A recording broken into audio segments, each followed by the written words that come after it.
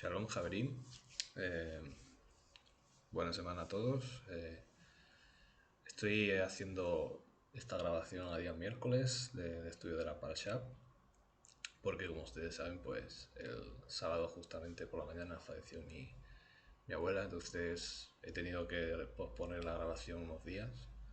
Era mi intención transmitir el Shabbat, pero no ha podido ser, ¿no? Así que con la ayuda de Dios vamos a grabar esta lección de hoy y vamos a pedir pues al Señor. Señor, gracias te damos por tu palabra, por tu enseñanza, por guiarnos a través del estudio del libro de Génesis, del libro de Bereshit, que vamos a terminar hoy. Y queremos, Señor, que tu ruaj, que tu mente, Señor, se pose sobre nosotros, sobre nuestras mentes, y que tu propósito y tus ideales, Señor, tus principios, que están claramente reflejados en el Evangelio, nos ayuden a entender mejor las historias y los relatos del Pentateuco. En nombre de Yehoshua te lo pedimos. Amén. Bien, pues es lo que vamos a estudiar en el día de hoy, ¿no? Vamos a introducir esto. Hoy vamos a estudiar, pues, la porción de Vallejí, que, pues, como veis en pantalla, pues va desde el capítulo 47, versículo 28, hasta el final del libro, ¿vale? Y significa, Vallejí significa vivió, viene del verbo hayá, de la raíz, ¿no?, en hebreo. Entonces, bueno, esta es básicamente la porción que vamos a estudiar hoy. Yendo ya al índice, tenemos una división, digamos que hay 4 temas principales, ¿no? 4 temáticas fundamentales en el libro, aunque luego dentro de cada capítulo hay subtemáticas, pero digamos que estas son las principales. Y nosotros nos vamos a centrar en las 2 primeras, ¿no? Tenemos el juramento de José a Jacob, que son los 3 primeros versículos, y luego tenemos el capítulo 48, que habla de la bendición de Jacob a los hijos de José y el concepto o la idea de plenitud de los gentiles, ¿no?, de los goyim, que es lo que vamos a estudiar también un poco al final, ¿no?, la idea de Melo Haoyim. Bueno, como estamos a mitad de semana y tampoco quiero que os agobiéis mucho, porque claro, estaréis muy liados entre la semana por el trabajo y demás. Voy a intentar que sea más corto que lo habitual la lección y así pues os da tiempo a verla, ¿no?, tranquilamente. Entonces tenemos también la Haftará, que sería de Primera de Reyes capítulo 2, ¿de acuerdo? Son los 12 primeros versículos. Luego tenemos de los Evangelios, yo propongo, si queréis acompañar esta lectura, pues si no lo habéis hecho, leer Hebreos 11, porque habla de la fe, y la fe es un concepto, la emuná es una idea muy importante en estos capítulos. Y luego tendríamos también Romanos 11, del 1 al 36, ¿vale? También como, digamos, como capítulo también es recomendable para acompañar la lectura del Pentateuco, ¿no? Bien. Entonces, tengo aquí una introducción de lo que consiste esta porción, ¿vale? Un resumen, ¿de acuerdo? Que bueno, he cogido del Nuevo Comentario Americano. Está muy bien, ¿vale? Está bastante bien. Dice así: los últimos días de Jacob continúan los elementos temáticos del Génesis, las promesas de bendición, progenie y tierra, ¿no? Digamos que es el enfoque principal del libro, no vamos a ahondar más en eso. Y pues también nos habla, ¿no?, de la idea de la bendición, ¿no?, el concepto de bendecir, que es una idea principal y fundamental en el libro, y especialmente en este capítulo. Como veis, pues 2 capítulos enteros se dedican a eso, ¿no? Además, la vida de Jacob muestra especialmente la bendición que Dios prometió a los padres. El Señor bendijo a Jacob en Betel y le prometió una multitud de descendientes y la tierra de Canaán como posesión eterna, ¿eh? Y no solamente como como una posesión temporal, sino posesión eterna, ¿no? Que es ahí donde está el tema de importancia que tiene, ¿no? Tanto a él como a su descendencia después de él, ¿no? Es el progenitor de una familia prolífica y próspera, e incluso en esta hora tardía aumenta su descendencia mediante la adopción de los hijos de José. Es decir, que los hijos de José, vamos a ver ahora, eh, Manasés y Efraín, van a ser parte de las tribus. Es decir, no, José no va a tener una tribu solamente, sino que va a tener dos, ¿no? Y ahí está el tema del capítulo 48, ¿no? Aunque morirá en Egipto, no ha renunciado a Canaán, ¿no? La tierra sigue siendo suya por promesa, de modo que por emuná, por fe, lega una porción extra a José, ¿no? Ya incluso antes de tenerla, ¿no? O sea que eso también es lo que llama la atención, ¿no? Vale, está todo grabándose bien, quería comprobarlo. Y ese es el tema, ¿no? De esta porción. Bueno, luego nos siguen diciendo más cosas, ¿no? Más detalles. Eh, Al repetir la práctica de bendecir al menor por encima del mayor, Jacob está cumpliendo la voluntad divina, reconociendo que la intención divina de bendecir supera la práctica de la convención humana, ¿no? Pues aquí lo que pasa es que Jacob vuelve a bendecir a Efraín por encima de Manasés, ¿no? Efraín siendo menor que Manasés, lo cual, pues bueno, es sinónimo de que era la voluntad de Dios, aunque no fuera lo habitual, ¿no? Que el primogénito sea el menor antes que el mayor, no es lo normal, pero para que Dios muestre su propósito, ¿no? Para mostrar, eh, digamos, el carácter de Dios, pues Él lo hace de esa manera, ¿no? Aunque Él era el destinatario de la bendición promisoria, no podía controlar su futuro, era la procedencia de Dios, ¿no? Ahí lo vemos. Las bendiciones equilibran la prominencia de José como líder reciente de su familia y la prominencia de Judá en el futuro, que producirá a los reyes de la nación, porque Judá viene a ser la tribu real de la realeza, por así decirlo, de la que iban a salir los reyes y de la que iba a venir el Mesías, ¿no? Principalmente. Luego tenemos también aquí, pues bueno, nos comenta, las tribus de Efraín y Manasés son las más numerosas y prósperas de las tribus del norte. Recordemos que, bueno, eh, la casa de Israel, las 12 tribus, se iban a dividir en dos casas, la casa de Israel al norte y la casa de Judá al sur, ¿no? Después de la muerte de Salomón. Y de la casa del norte, ¿vale? Las tribus más numerosas iban a ser Efraín y Manasés.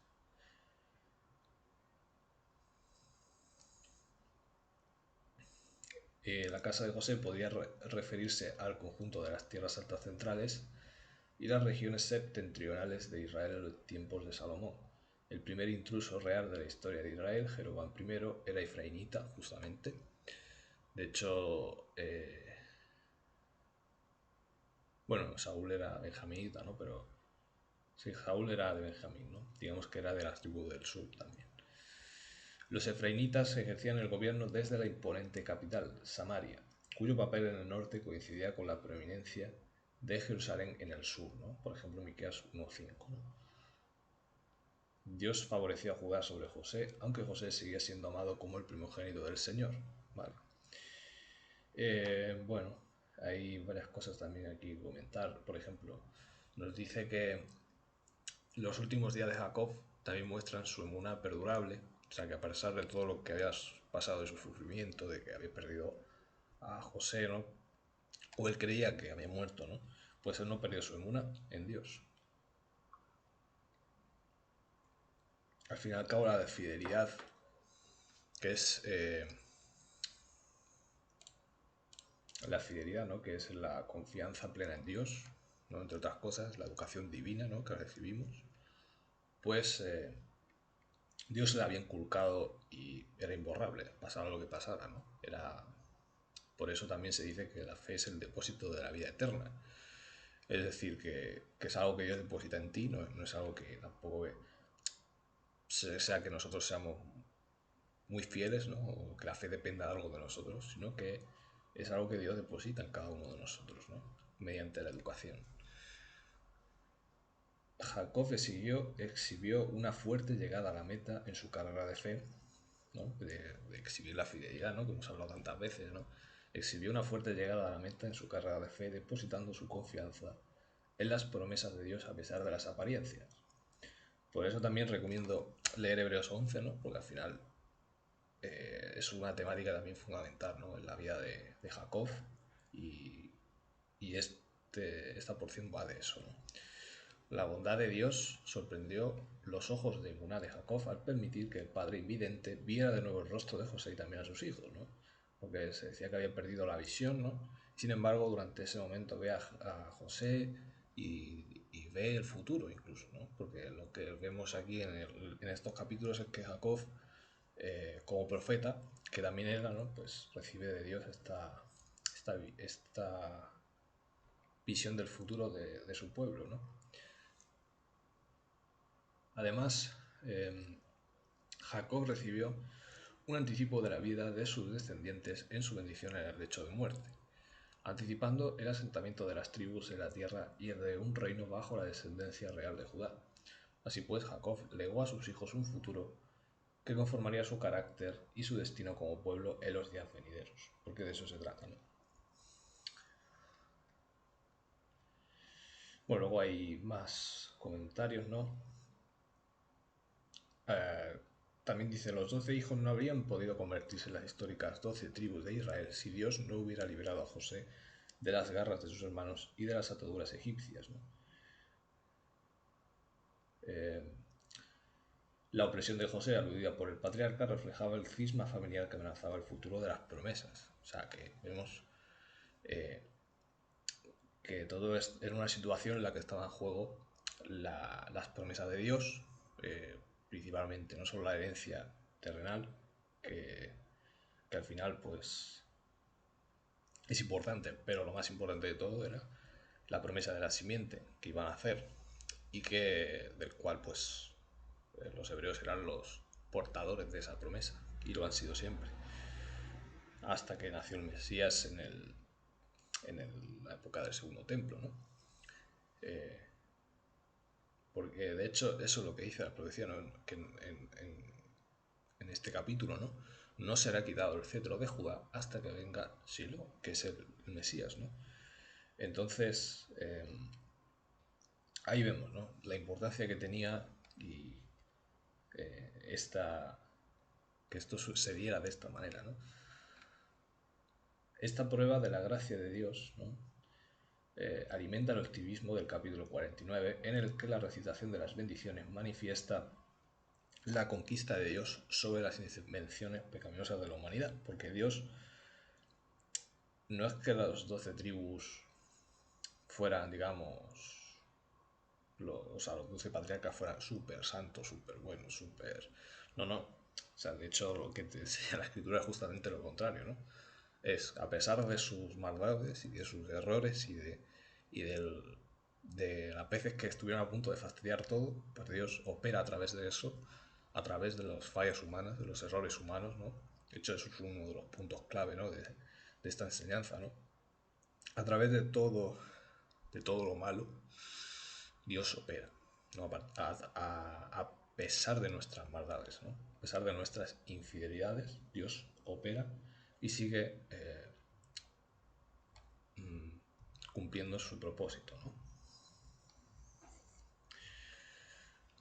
Bueno, se nos habla un poco de la composición que proviene de dichos tribales, ¿no? Todo este relato que, vamos, que lo han compilado, los compilaron los escribas, ya sea los escribas o el propio Moisés incluso, ¿no? Pues lo compilaron y lo dejaron aquí registrado, ¿no?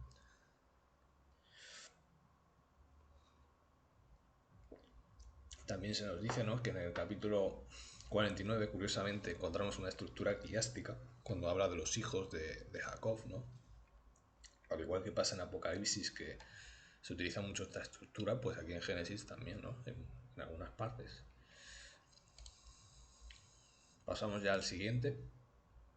Vamos ahora a empezar ya sí por lo que sería el capítulo, ¿no? O sea, la porción. Y vamos a entrar en materia. Leemos. Y vivió Jacob en la tierra de Egipto 17 años. Y fueron los días de Jacob, los años de su vida, 147 años. Y se llegaron los días de Israel para morir. Y llamó José a José su hijo, y le dijo: si he hallado ahora gracia en tus ojos, te ruego que pongas tu mano debajo de mi muslo, y harás conmigo misericordia y verdad. Te ruego que no me entierres en Egipto, ¿no? Ahí está. Mas cuando durmiere con mis padres, me has de llevar de Egipto, y me sepultarás en el sepulcro de ellos. Y él respondió: yo haré como tú dices. Y él dijo: júramelo. Y él le juró. Entonces Israel se inclinó sobre la cabecera de la cama, ¿no? Aquí varios detalles interesantes, ¿no? Aquí, por ejemplo, en la Biblia de Torres Amat, Félix Torres Amat, será un sacerdote católico, ¿no? O un obispo, o alguien importante, ¿no? Un teólogo católico, pues hace un comentario que me parece interesante, ¿no? En esta Biblia pues vienen algunas notas, ¿no? Y esta nota pues viene, ¿no? Este modo de jurar ha parecido misterioso a los santos padres, ¿no? O sea, a los padres de la iglesia, ¿no? Se refiere. Y de altísima significación, como si denotase al Mesías que había de nacer del linaje de Jacob. Algunos impíos, sin otro fundamento que su malignidad, hablan indecentemente de este modo de jurar que tenían los antiguos, cuya sencillez de costumbre era causa de ciertas prácticas y expresiones que ahora parecieran mal, como sucede aún en el día entre los habitantes de diferentes regiones. Bueno, pues es lo que dice, ¿no? Que denota al Mesías, ¿no? Esta expresión, o sea, que está jurando por el linaje, por la simiente del Mesías, ¿no? Por la promesa de la simiente. Lo cual, pues, visto de una perspectiva del Evangelio, pues tiene mucho sentido, ¿no? Que al final, o sea, obviamente a lo mejor Jacob o incluso José pues no tenían en mente eso, necesariamente, porque ya la escritura misma en Hebreos nos dice que ni ellos mismos eran conscientes a veces del Mesías, otros sí lo buscaban acerca de la persona del Mesías, pero en este caso puede ser que ellos no, o sea, se refieran simplemente a la descendencia, ¿no? Por la descendencia de Jacob es que hace juramento José y ya está, ¿no? No necesariamente José tenía en mente jurar por el Mesías, ¿no? Pero puede ser también bastante lógico.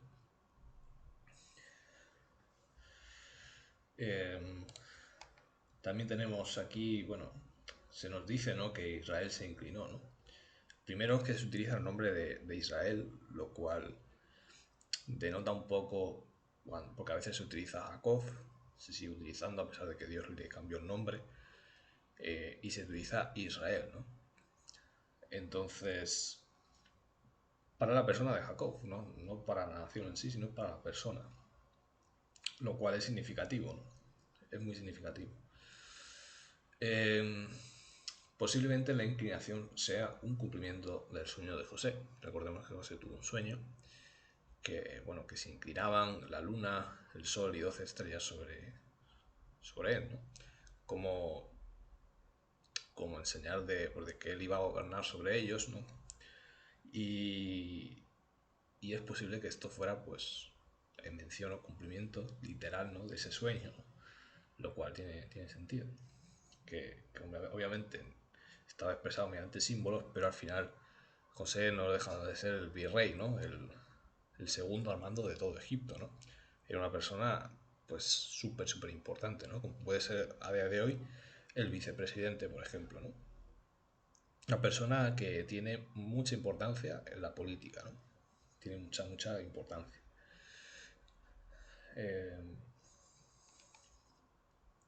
Otros tienen una traducción neutral, ¿no?, sobre el tema de adorar o inclinarse, ¿vale? Dice, ya que permite que sea, ya sea la adoración de Dios o una muestra de respeto hacia José.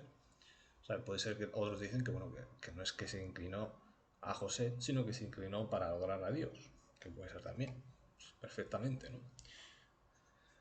Esta escena apoya la idea de que en el presente versículo Jacob estaba demasiado débil para estar de pie o inclinarse ante José, por lo que necesitaba reposabrazos de su cama. Si Jacob no se limita a apoyarse en la cama, lo que el texto indica es la humildad de Jacob. Oír el juramento de José alivia su ansiedad y engendra gratitud. ¿Vale? Es decir, que aunque él no se haya podido inclinar o arrodillar, pues probablemente pues lo que indica el texto, ¿no?, hace énfasis en su humildad, ¿no?, sobre todo también. Y por eso se menciona el nombre de Israel, porque recordemos que Dios le cambia el nombre debido al acto de humildad de Jacob, pues de, de esa escena, ¿no?, en la que él está orando a Dios, ¿no?, y pidiéndole que lo libre de su hermano, ¿no?, y en la que él pues se reconcilia con su hermano, ¿no?, y demás, ¿no? Entonces, ese acto de humildad es por eso que se menciona también el nombre de Israel, ¿no?, en lugar de Jacob, haciendo énfasis en el carácter, cambio de carácter que ha habido también en Jacob.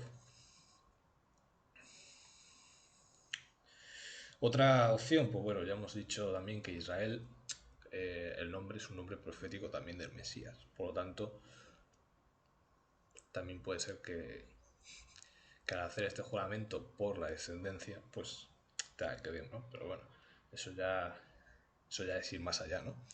Eso ya es un paso más. Seguimos leyendo, ahora pasamos al capítulo, bueno, digamos al capítulo 48. Dice así. Y sucedió después de estas cosas el haberse dicho a José: he aquí tu padre está enfermo. Y él tomó consigo a sus dos hijos Manasés y Efraín, y se hizo saber a Jacob, diciendo: he aquí tu hijo José viene a ti. Entonces se esforzó Israel y se sentó sobre la cama. Ahí vemos otra vez más que se menciona el nombre de Israel, ¿no? Y dijo a José: el Dios omnipotente me apareció en luz de la tierra de Canaán y me bendijo. Y me dijo: he aquí yo te haré crecer y te multiplicaré y te pondré por estirpe de pueblos, y haré esta tierra a tu simiente después de ti por heredad perpetua, ¿eh?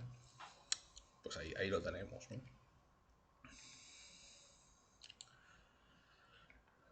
Seguimos leyendo, dice así: y ahora tus dos hijos Efraín y Manasés, que te nacieron en la tierra de Egipto, antes que viniese a ti a la tierra de Egipto, míos son, como Rubén y Simeón serán míos. Y los que después de ellos has engendrado serán tuyos, por el nombre de sus hermanos serán llamados en sus heredades. Porque cuando yo venía de Padán Aram, se murió Raquel en la tierra de Canaán, en el camino, como media legua de tierra viniendo a Éfrata.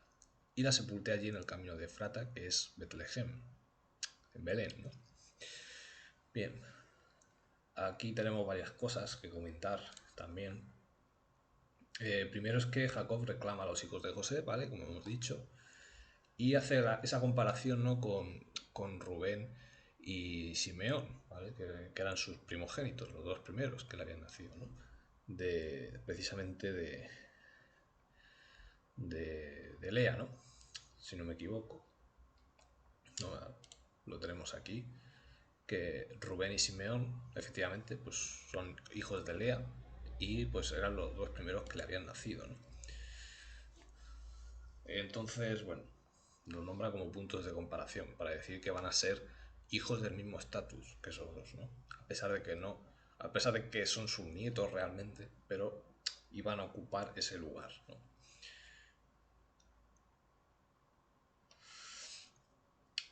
Jacob reclama a los hijos de José como suyos, haciéndolos receptores plenos de su herencia en el mismo orden que los demás hijos de Jacob.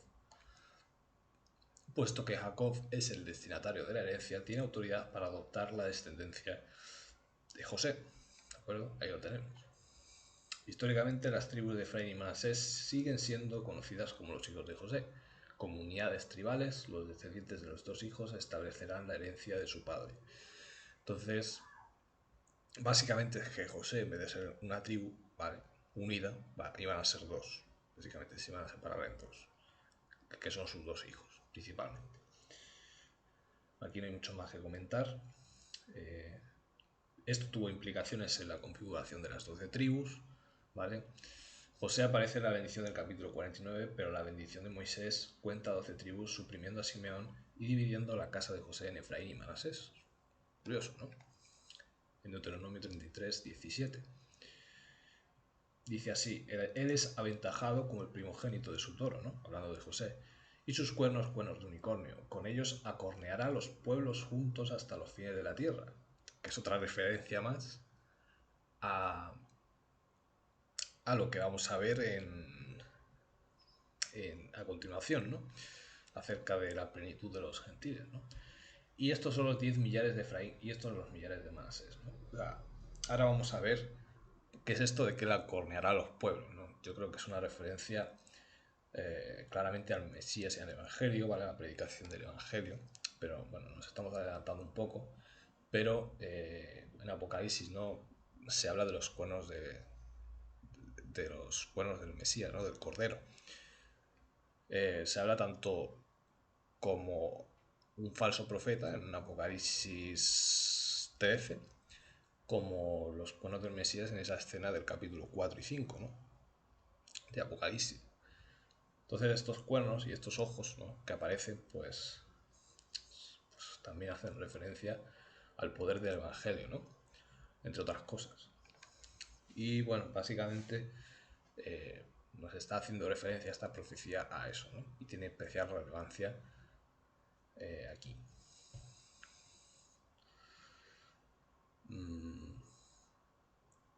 También dice que la tierra se divide en 12 asignaciones iguales, dos de las cuales corresponden a José, ya que la tribu de Leví no recibe ninguna porción. Entonces ahí está la primogenitura, ¿no? O sea, José recibe esa doble porción de tierra, ¿no?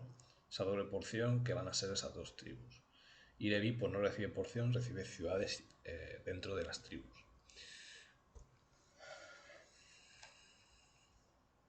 Dice, la justificación de esta adopción es la muerte prematura de Raquel, lo cual es curioso, ¿no? Dice que esta es la causa de la adopción de los dos hijos, la esposa favorita de Jacob, ¿no?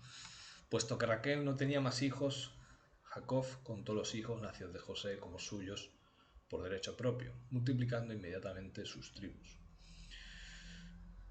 Y yo he puesto aquí una nota que realmente Raquel tenía, sí que tenía a Benjamín también, ¿vale? O sea, como hijo de Jacob y Raquel. O sea que sí que tenían otro hijo, ¿no? Pero bueno, aquí se equivoca, o la forma de escribirla pues no es la más adecuada, ¿no? En realidad Raquel tenía los mismos hijos dos que Bila y Zilpa, las concubinas, pero Jacob pensaría que sería una humillación para su amada Raquel el contar solo con dos tribus, así que dividió la tribu de José en dos para tener tres, tener uno más que sus dos, ¿no? Que esos dos. Entonces, lo cual es bastante curioso, ¿no? Y luego tenemos a Lea, ¿no? Que tenía seis y una hija, ¿no? Que se nombra que es Dina. Creyó Jacob que debía hacer mención de Belén, donde estaba sepultada la madre de José, por ser el mismo lugar en el que había de nacer el Mesías, ¿no? Jesucristo, ¿no? Por eso se nombra y se menciona, porque era el lugar de sepultura, ¿no? Entonces, es la sepultura de Raquel, ¿no? Entonces, bueno, bastante mesiánica, como veis, esta porción tiene muchas referencias al Mesías de una forma o de otra, ¿no? Y así es como tenemos que leer en la medida de lo posible el Pentateuco, ¿no? Sin dejar de lado también el tema práctico y, bueno, de los personajes en sí, ¿no? Sus vivencias, pero también viendo, pues, cómo esto va tomando forma, ¿no? Digamos.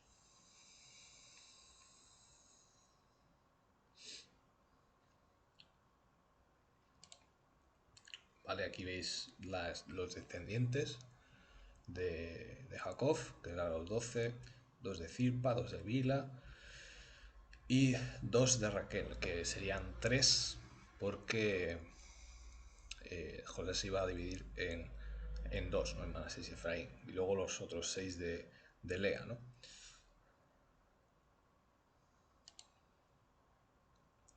Bien, saltamos al versículo 13 y dice, y los tomó José a ambos, Efraín a su diestra, a la siniestra de Israel, y a Manasés a su izquierda, a la derecha de Israel, e hízoles llegar a él. Entonces Israel extendió su diestra y le puso sobre la cabeza de Efraín, que era el menor, y su siniestra sobre la cabeza de Manasés, colocando así sus manos adrede, aunque Manasés era el primogénito.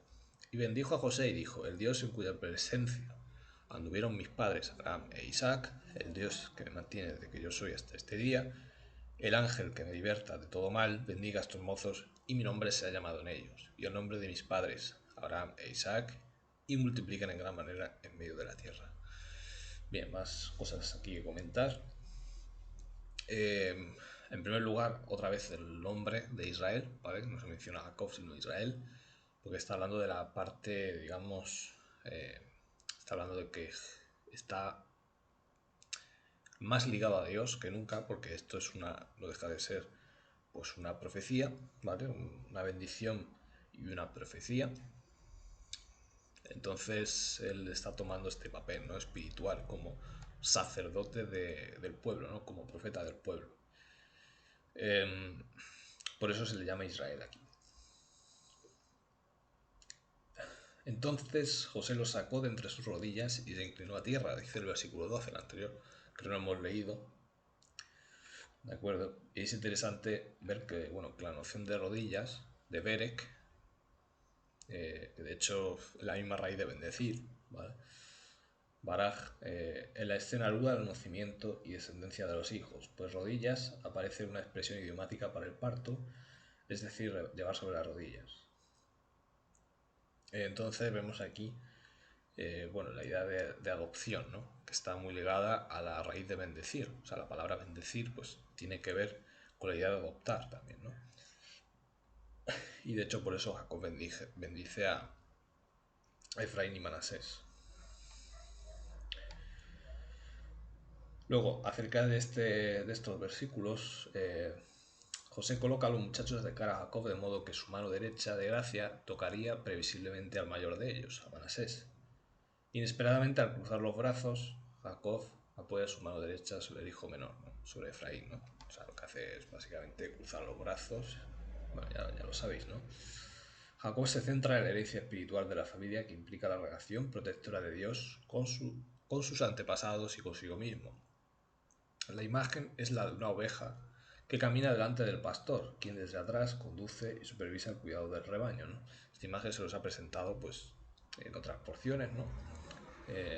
La idea de caminar, ¿no? Por ejemplo, que Dios le dice a Abraham, camina delante de mí y sé irreprensible, ¿no?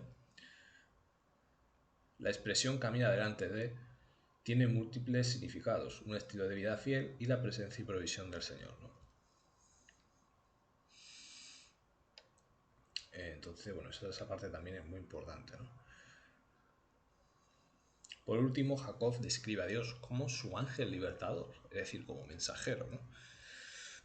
Aquí ya, bueno, aquí es donde ya bueno, puede haber un poco de debate, ¿no? Sobre por qué a Dios se le llama mensajero, o si se está refiriendo a un ángel en concreto, o si se está refiriendo al Mesías, que algunos lo piensan así.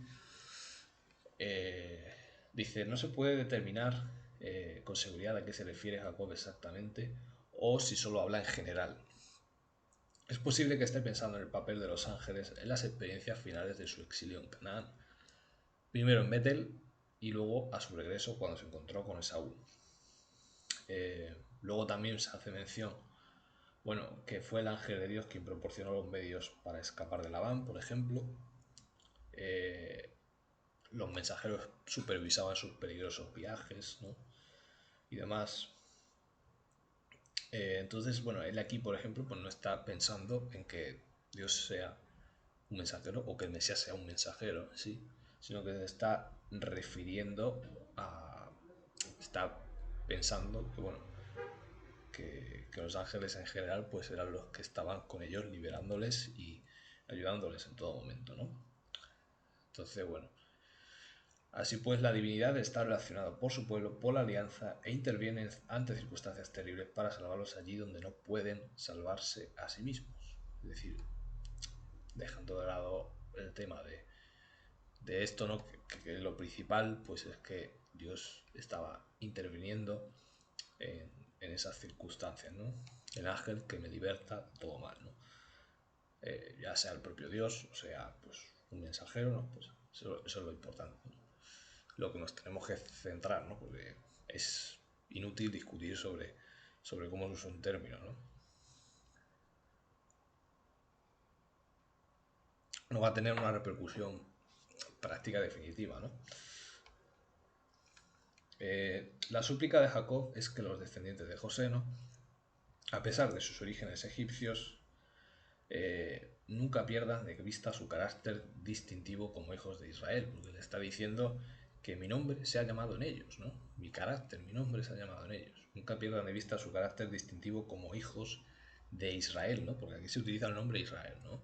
No hijos de Jacob, que también, pero sobre todo hijos de Israel, es decir, herederos de esa fe, ¿no?, espiritual, de esa emuná que tenía, ¿no?, cuyos antepasados fueron los destinatarios de las promesas de Dios, ¿no? Esto contrasta con los sentimientos anteriores de José, que quería olvidar la casa de su padre, nombrando así a su primer hijo Manasés, es decir, quería olvidar la casa de su padre en ese momento, ¿no? Por lo cual vemos que incluso José en ese tiempo pasó por todo ese proceso, ¿no?, en la que se dio cuenta, pues, de que tenía que recuperar esa identidad, ¿no? La tenía que recuperar.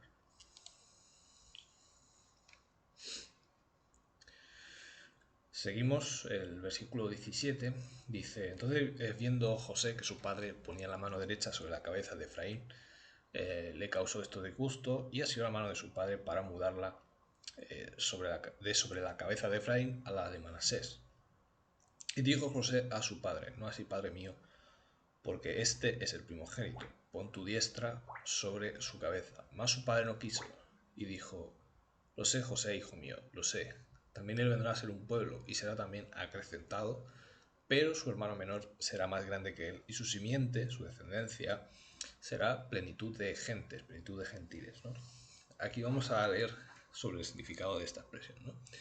Pero antes, aquí un pequeño comentario, dice: cuando José vio, dice, ¿no?, cuando José vio, entonces viendo José, ¿no?, pone en esta versión, es un juego irónico sobre la ceguera de Jacob, aunque prácticamente en términos reales era ciego, tiene una visión divina que José, que ve, no tiene, cual es bastante curioso.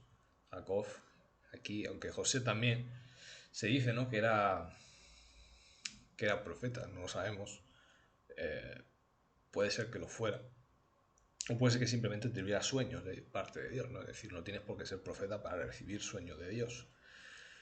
Y sin embargo, Jacob sí sabemos que era profeta, ¿no?, porque todas las bendiciones que hace y todo lo que vemos aquí, las palabras que dice y demás, ¿no?, sobre todo en estos pasajes, ¿no?, pues denota que evidentemente Jacob tenía el don profético, ¿no? Y además va a describir en el capítulo 49 el futuro de sus hijos, ¿no?, y demás, ¿no? Entonces es bastante claro, ¿no? Y tenía esta visión espiritual. Pero Jacob no se deja disuadir, pues la decisión no es suya, sino de Dios, como en su caso. Es decir, a pesar de la insistencia de José, pues él dice no, porque Dios lo ha determinado así y yo no puedo desobedecerlo. Entonces ahora vamos a entrar ya así en el tema que quería comentar, ¿no?, que quería hablar, que era el tema de la plenitud de las naciones, ¿no? ¿Qué relación tiene esto con el Evangelio? Y bueno, también hablar un poco de diferentes posiciones o posturas que hay acerca de esto, ¿no?, de lo mismo.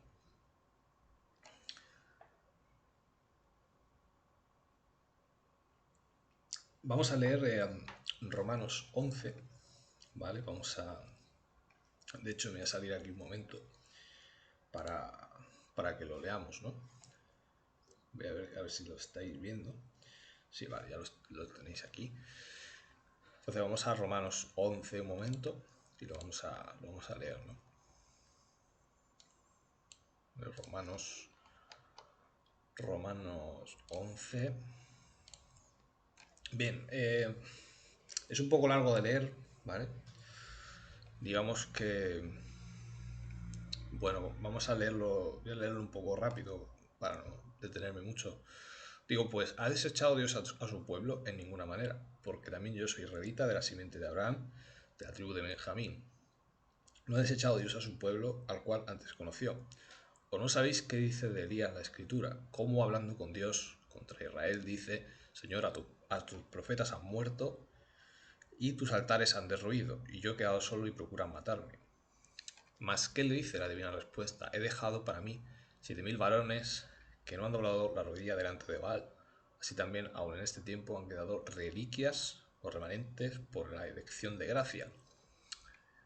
Importante esta idea. Y si por gracia, luego no por las obras. De otra manera la gracia ya no es gracia. Y si por las obras ya no es gracia, de otra manera la obra ya no es obra. ¿Qué pues? ¿No? Que entonces que lo que buscaba Israel no lo ha alcanzado. Más la elección lo ha alcanzado y los demás fueron endurecidos. Como está escrito, Dios les dio espíritu de remordimiento, ojos con que no vean y dedos con que no oigan hasta el día de hoy. Entonces Pablo aquí está hablando de la situación en su contexto, ¿no? Es decir, vemos aquí que cuando muere y resucita el Mesías, ¿no? Y empiezan a predicar los apóstoles el Evangelio, ¿no? Pues los judíos, una buena parte mayoritaria de los judíos, ¿no? Pues no aceptan el mensaje. En cambio, pues dice que se convirtieron 3000 en un día, ¿no? O sea, hubo muchos judíos que se convirtieron, aceptaron ser receptores de ese Evangelio que Dios les encomienda, ¿no? Como descendientes de Judá, ¿no? Y como parte de eso que iba a ser el cumplimiento, ¿no? de esa parte fundamental de Israel, que era ser luz a las naciones, pues Dios lo deposita en ese remanente de Judá, ¿no? Y David dice, seales vuelta su mesa en lazo y en red, y en tropezadero y en paga, sus ojos sean oscurecidos para que no vean, y les agobia siempre el espinazo. Se les ha agobiado siempre el espinazo, no la espalda. Digo, pues, han tropezado para que cayesen en ninguna manera, mas por el tropecio de ellos vino la salvación a los gentiles, para que fuesen provocados a celos, ¿no? Es decir, que era necesario que ocurriera esto para que, debido a ese rechazo por los judíos de sí aceptaron el mensaje, tuvieran que irse a predicar a otras ciudades, ¿no? De otras ciudades gentiles, ¿no? Y si la falta de ellos es la riqueza del mundo, y el menoscabo de ellos la riqueza de los gentiles, cuanto más el henchimiento de ellos. Porque a vosotros hablo, gentiles. Por cuanto pues yo soy apóstol de los gentiles, mi ministerio honro, por si en alguna manera provocase a celos a mi carne e hiciese salvos a algunos de ellos. Porque si el extrañamiento de ellos es la reconciliación del mundo, ¿qué será el recibimiento de ellos sino vida entre los muertos? ¿No? Aquí vemos interesante, ¿no? Pablo está haciendo mención de diferentes profecías también, aludiendo a profecías de los profetas, ¿no? Hablaban de esa reconstitución, ¿no? Restauración de los judíos al final del tiempo, probablemente. Y si el primer fruto es santo, también lo es el todo. Y si la raíz es santa, también lo son las ramas. Que si algunas de las ramas fueron quebradas y tú siendo acebuche has sido injertado o ingerido en lugar de ellas, y has sido hecho participante de la raíz y de la grosura de la oliva, no te jactes contra las ramas, y si te jactas sabe que no sustentas tú a la raíz, sino la raíz a ti. Pues las ramas dirá fueron quebradas para que yo fuese ingerido. Bien por su incredulidad fueron quebradas, mas tú por la fe estás en pie, no te ensoberbezcas antes teme. Es decir, estás en pie por Dios, no por ti, por mérito tuyo, ¿no? Porque por méritos ni judíos ni gentiles, ¿no? Lo sabemos.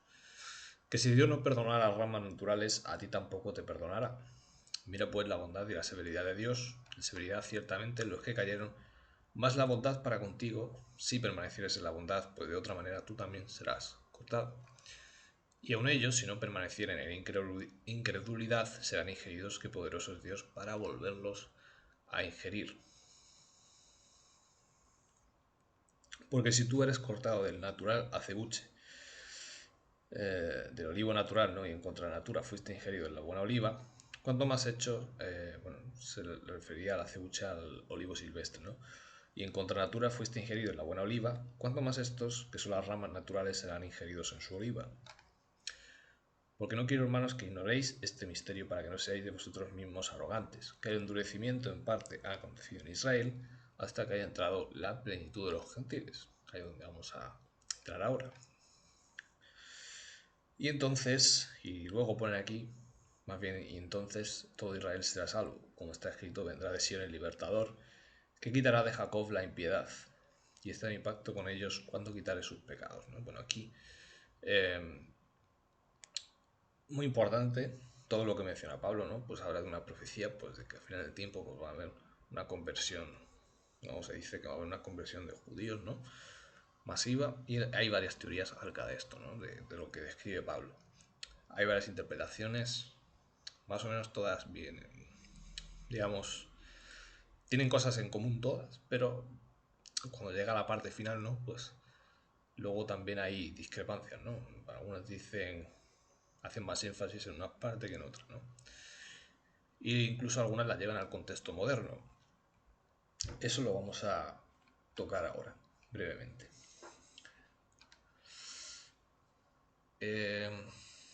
Bueno, hay diferentes traducciones, ¿no? De este pasaje.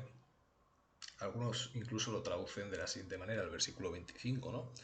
Dice, y es que una parte de Israel ha caído en la obcecación hasta tanto que la plenitud de las naciones haya entrado en la iglesia. Fijaos, lo traducen así, como ya dando a entender cuál es su interpretación, ¿no? Lo cual, bueno, no deja de ser correcto de cierta manera, porque la iglesia es la congregación de todos los santos, de todos los creyentes, sean judíos o gentiles, ¿vale? Y el olivo, pues no deja de ser Israel, básicamente. Entonces, bueno, no deja de ser la misma idea, ¿no? Fundamental. Ya que algunos, bueno, quieren hacer esa separación entre judíos y gentiles como si fueran dos olivos diferentes, pero realmente son el mismo, forman parte del mismo olivo, sean o no naturales, ¿no? Eso es importante. Es importante también lo que menciona, ¿no? De que no, de que Dios los puede volver a injertar, ¿no? O sea, lógicamente, si fija lo que dice aquí, ¿no?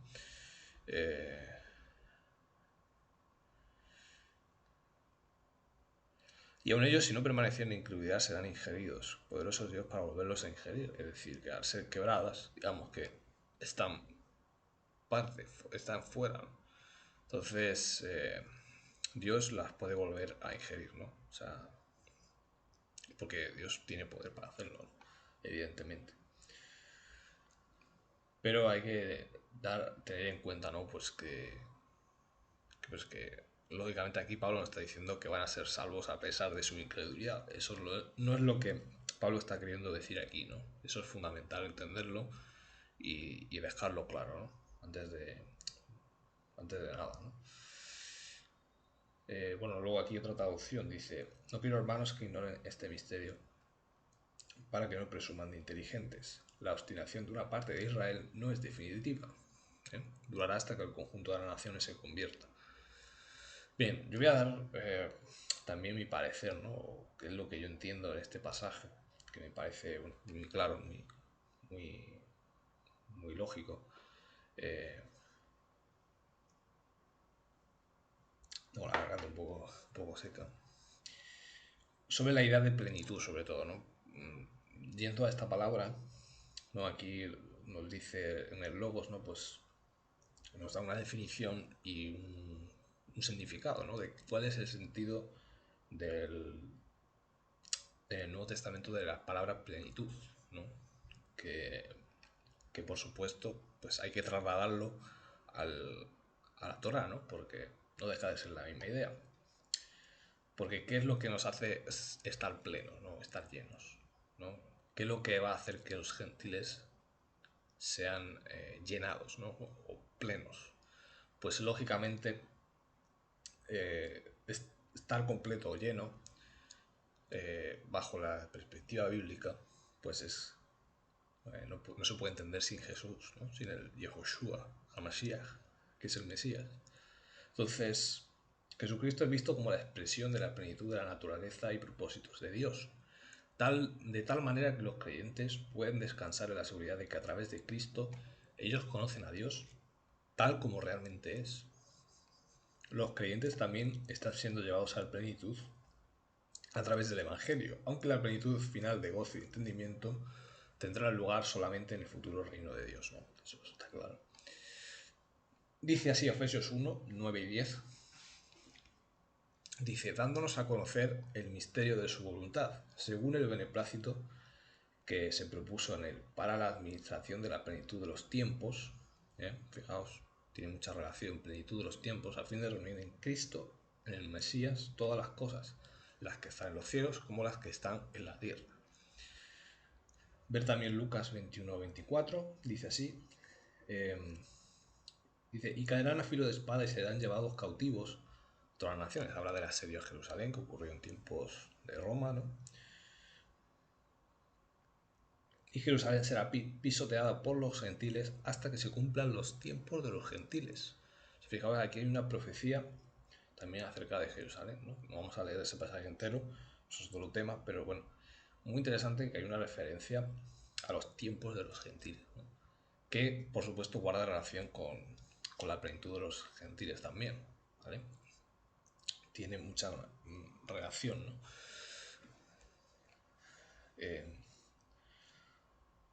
Dice Gálatas 4 del 1 al 5 también.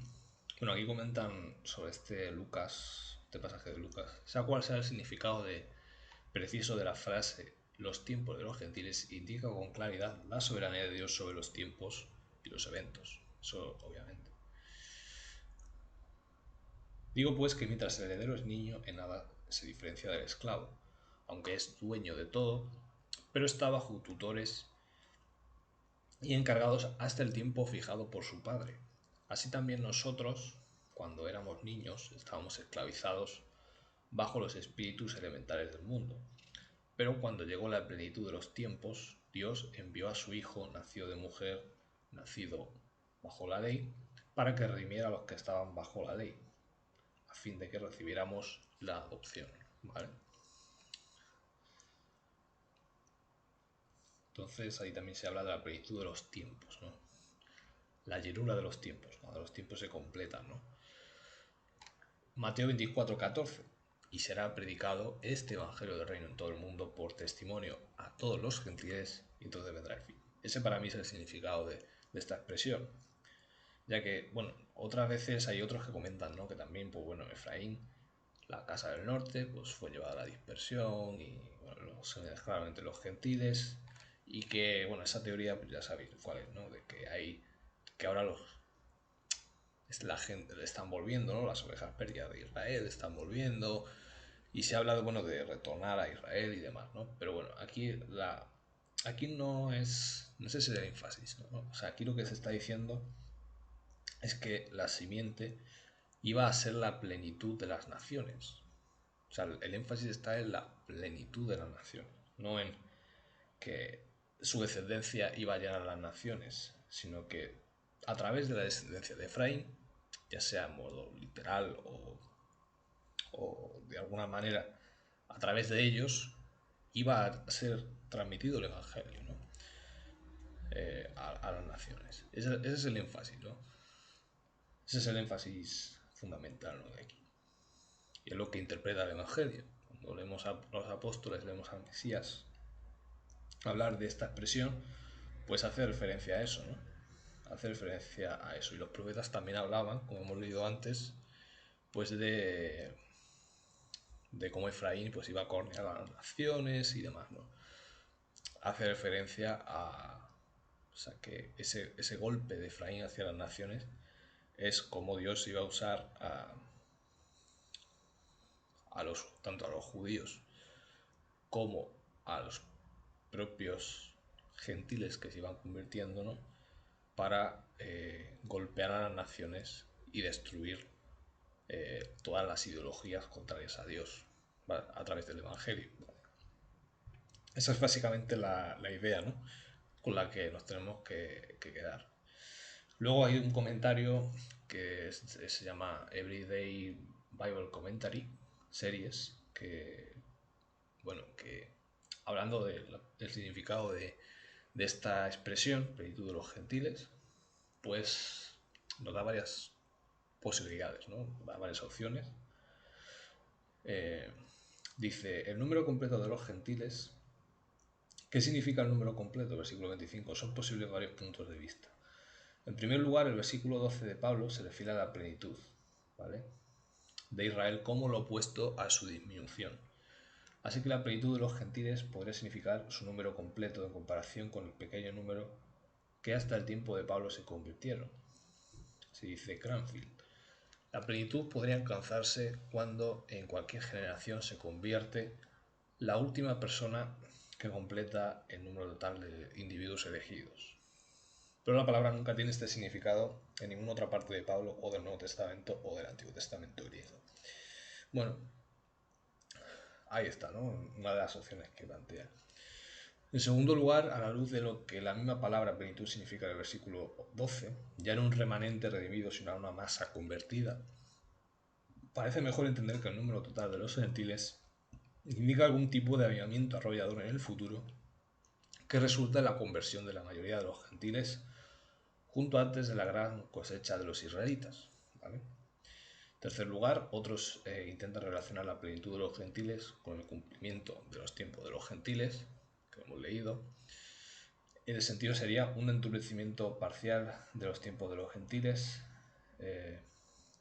un endurecimiento parcial hasta que llegue la plenitud de los tiempos de los gentiles.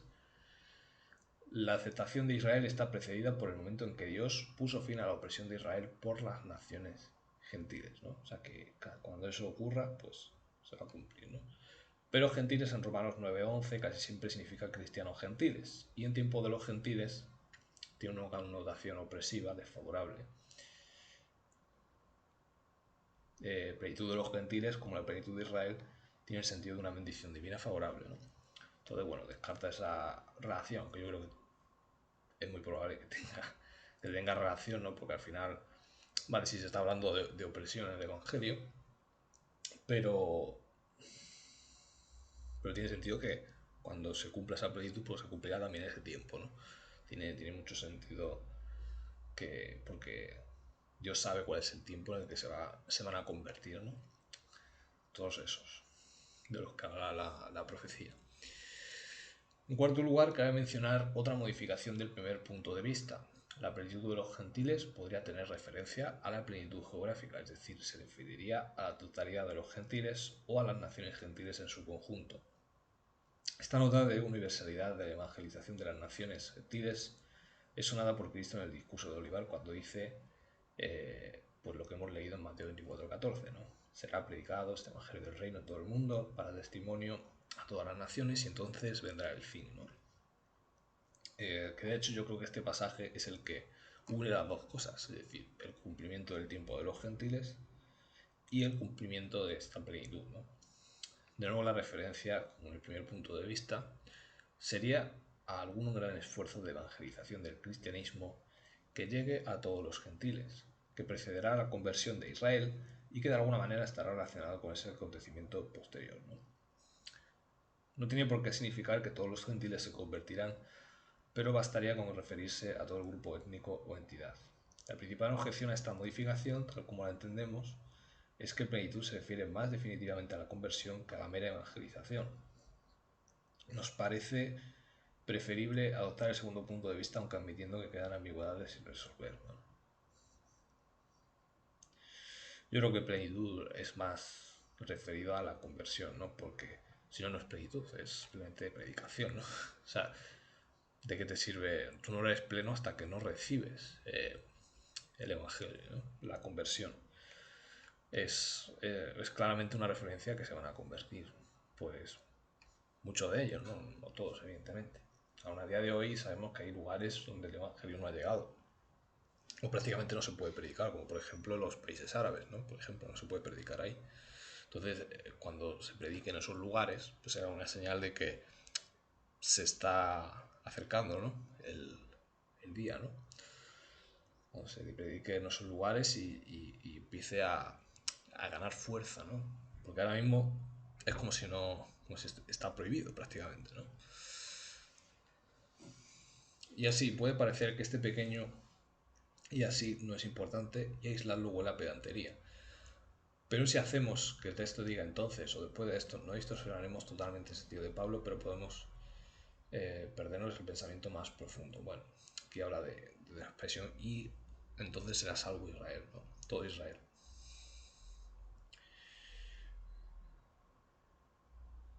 ¿Vale?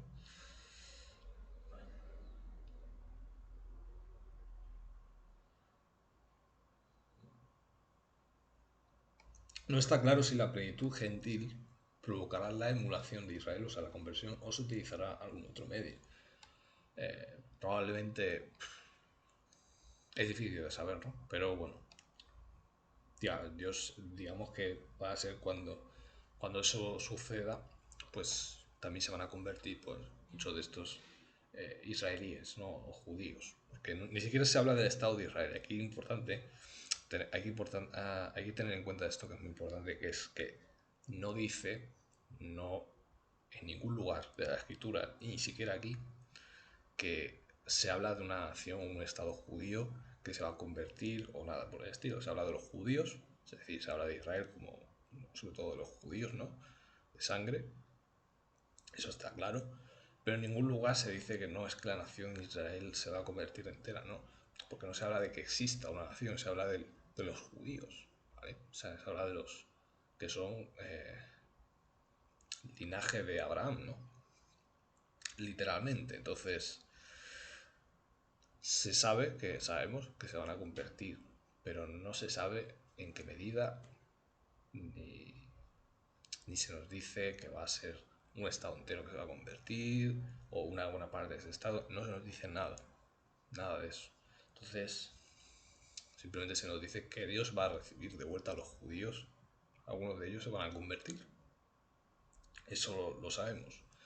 ¿Cuándo ocurrirá eso? Y que va a ser eso una de las señales del advenimiento del Mesías, porque va a decir que va a ser como vida de entre los muertos, que yo creo que es una referencia también, de alguna manera, al advenimiento del Mesías y al fin de todo, ¿no? Porque también se dice que será predicado el Evangelio. Cuando se ha predicado el Evangelio a todas las naciones, entonces va a venir el fin. Dice, todo Israel se salvará. Por último, ¿qué quiere decir todo Israel? Algunos entienden que Pablo se refiere al Israel espiritual, compuesto tanto por judíos creyentes como por gentiles creyentes. Esta interpretación fue sostenida por varios padres de la Iglesia tempranos y posteriores, Teodoro, Agustín, Testor, Lutero, Calvino y la mayoría de los reformadores. Es bastante curioso. Sin embargo, el contexto y los factores exegéticos favorecen fuertemente un punto de vista alternativo. Todo el uso que hace Pablo de la palabra Israel en esta sección del libro, especialmente en el capítulo 11, hace prácticamente seguro que se refiere a los israelitas étnicos que no podrían incluir a los gentiles. Este uso más limitado queda claro al observar también el tema de la frase siguiente, su plena inclusión. Si no persisten en la inclusividad, serán injertados, etc. ¿No? Y muchas referencias. Todo Israel, por tanto, debe referirse al perdón de todo el pueblo o nación judía, todo el grupo étnico, en contraste con el remanente salvado de israelitas en tiempos de Pablo y en los nuestros. Es todo el pueblo y en una pequeña parte el que se convertirá al Mesías, así lo enseñan Orígenes, Crisóstomo, Ambrosio, Agustín, Mencia de Dios y Jerónimo. En otras palabras, la dureza parcial será eliminada. Bueno, es una interpretación plausible. Aquí dice que todo se va a convertir. Bueno, yo dudo mucho que sea así, que todos los judíos, o sea, creyentes judíos, porque lógicamente en Israel a día de hoy, el Estado de Israel viven judíos, creyentes, y luego viven no creyentes, incrédulos y bueno, en fin. Pero es interesante esto que comenta él, ¿no? Que es posible que, pues, una cosa que pueda suceder, ¿no? Es que muchos judíos de fe o creyentes judíos, o sea, religiosos en el judaísmo, creyentes en el judaísmo, pues se puedan convertir al Mesías, ¿no? Puede ser que todos esos, no sabemos cómo podría suceder, pero que una buena parte, o bueno, aquí dice toda, pero yo dudo mucho que sea toda, porque es muy complicado ver que si llegan los tiempos del Mesías, ellos vieron al Mesías y no se convirtieron, pues claro de pensar que ahora se van a convertir todos, ¿no? Es difícil de pensar. Tendría que suceder un milagro, ¿no? Además, la escritura dice que ni aunque Moisés se levantara de los muertos le iban a creer a él, ¿no? Entonces, el Mesías mismo lo dijo, ¿no? Que eso no iba a suceder, ¿no? Pero sí que se dice que la dureza parcial va a ser eliminada, es decir, que muchos probablemente se van a convertir, puede que sea incluso la mayoría de ellos, eh, no sabemos, pero ahí está, ¿no? Es muy difícil pensar que todos se vayan a convertir, pero ahí está, esa interpretación, ¿no? De todos estos padres de la iglesia, ¿no? Pablo apela al Antiguo Testamento, en los versículos 26 y 27, para apoyar su postura de que todo el pueblo judío se salvará algún día. Cita Isaías 59, 20, 21 y 27, 9, que se refieren al día en que el Mesías eliminará toda la impiedad de Jacob y perdonará los pecados de todo el pueblo, ¿vale? Yo pienso que se refiere no solamente a los judíos étnicos, sino también a los creyentes gentiles, ¿vale? También lo pienso. Y que hace una referencia a la venida del Mesías y a la eliminación del pecado, ¿vale? En mi opinión. Pero bueno, puede ser plausible estudiarlo y ver otra cosa diferente, ¿de acuerdo? Este hecho apoya la afirmación de Pablo de que Dios restaurará un día a todo el pueblo con las bendiciones de la nueva alianza. No es seguro si la referencia en Isaías a la venida del Mesías se refiere a su primera venida y la implicación todavía futura de esa venida para Israel, o si Pablo tiene en mente la segunda venida de Cristo. Pienso que sí, yo pienso que tiene en mente todo ya, básicamente las dos cosas. Cualquiera de las dos opciones hará justicia al contexto. Además, el hecho existente de la actual incredulidad parcial de Israel no limita en contra de la visión de Pablo de la salvación completa de todo el pueblo en el futuro, porque Israel tiene un arraigo único. Israel tiene una relación paradójica única con Dios. Es al mismo tiempo enemigo y amado de Dios, ¿no? Así se dice.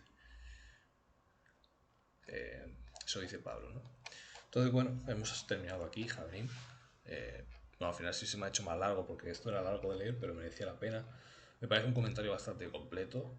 Eh, yo sé que ha sido mucha lectura, pero era conveniente también leerlo y ver qué piensan, ¿no? Diferentes opciones que hay de interpretarlo, ¿no?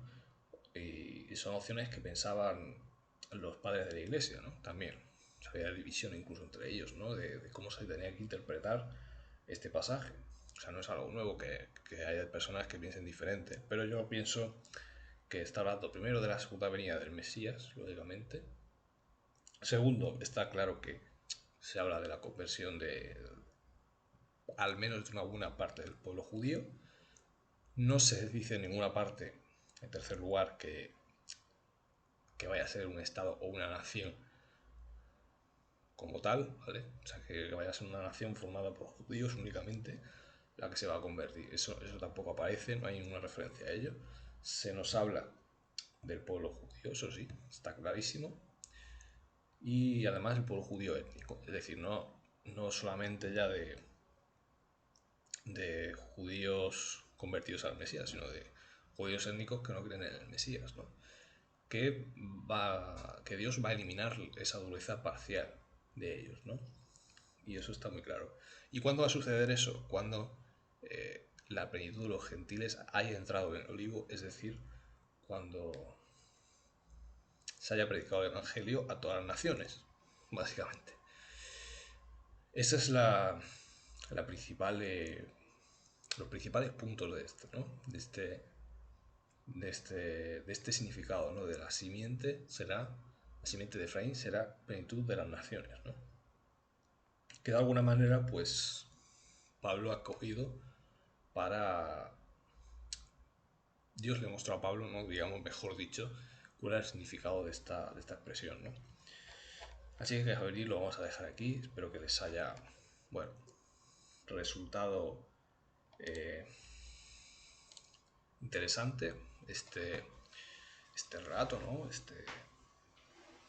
Y que les haya sido de enriquecimiento espiritual, todo lo que tiene que ver con la plenitud de las naciones, con la conversión de, de los judíos y cómo vemos como Efraín, ¿no?